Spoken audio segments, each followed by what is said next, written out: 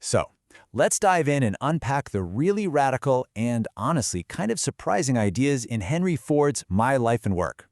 And trust me, this is about so much more than just the Model T. It's a full-on blueprint for a system that Ford believes could end poverty, turn workers into customers, and get this, viewed profit as just a side effect, not the main goal.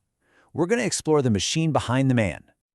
Okay, so to really get Ford, you gotta start with how he thought about failure. He famously said it's the opportunity more intelligently to begin again. For him, being afraid of mistakes was the #1 thing holding people back. Every screw-up, every dead end, that was just new data for the next try. And this idea, this philosophy of constant, fearless iteration, that's the real engine that drives his entire system. All right, so Ford's whole system, and I mean the whole shebang, was built on this one single, pretty counterintuitive principle he just called service. And it was an idea that basically flipped the business logic of his time completely upside down. See, Ford's thinking was, if your business is only fixated on profit, you're going to end up cutting corners. It's just inevitable. So his solution, forget about profit. Focus only on service, which to him meant making the absolute best product you can at the lowest possible price.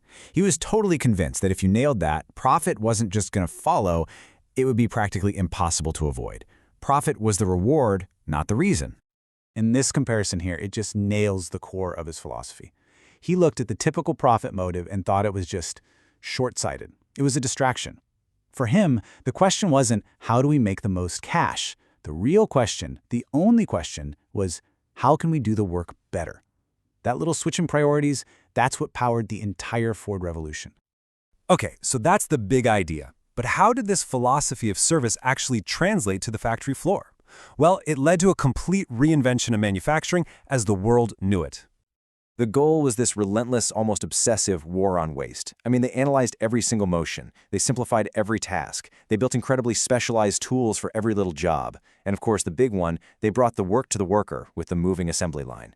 All of a sudden, the real skill wasn't in the hands of the person on the line anymore. It was engineered directly into the process itself. And the result of all this simplification? Well, it was absolutely revolutionary. Because the system itself was so brilliant, the individual jobs became incredibly simple. Ford's own data showed that almost 80% of his entire workforce could be fully trained in less than a week.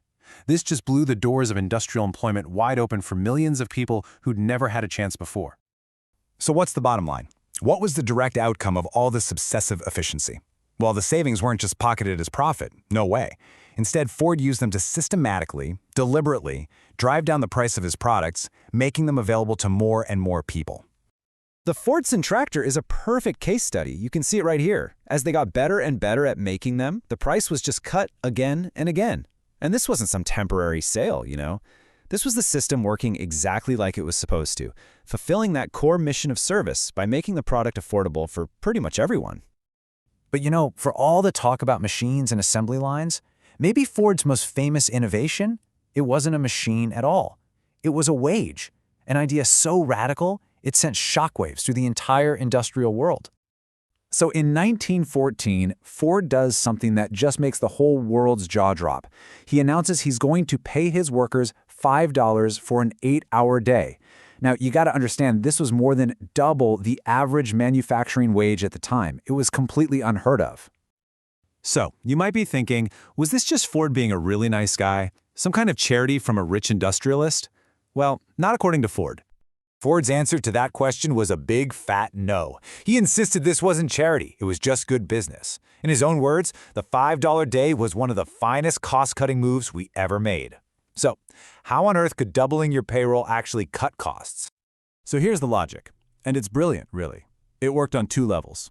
First, Ford knew that a worker who's worried about rent, who's worried about feeding his family, is an inefficient, distracted worker. A high wage created a stable, loyal, focused workforce.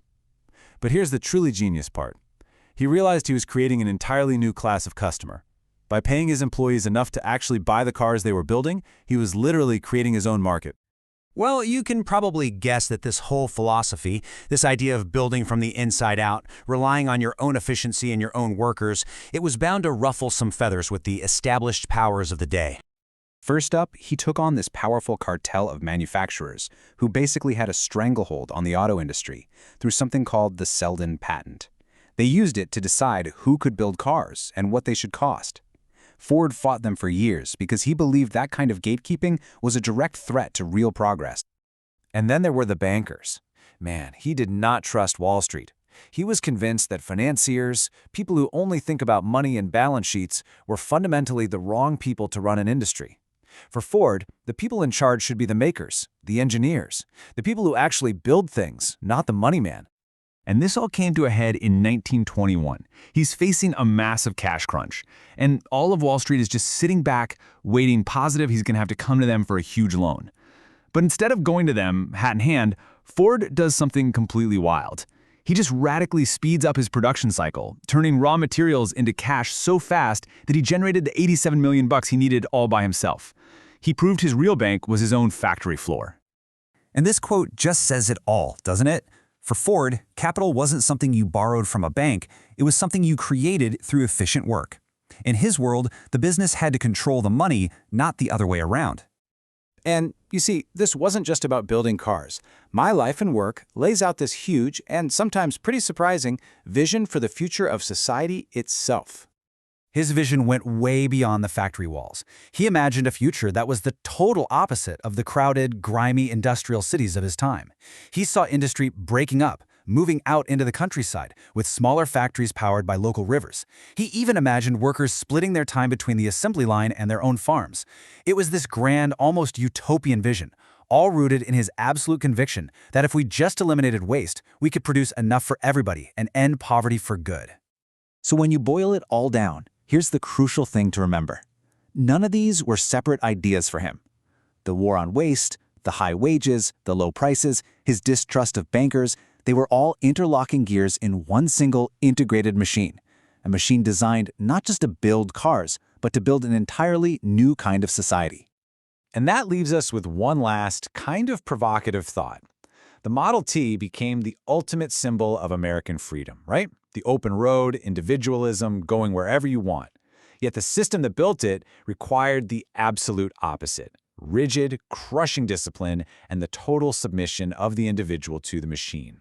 And this paradox of using mass conformity to create mass freedom is one that didn't end with Henry Ford. It's really worth asking how it continues to shape our world today.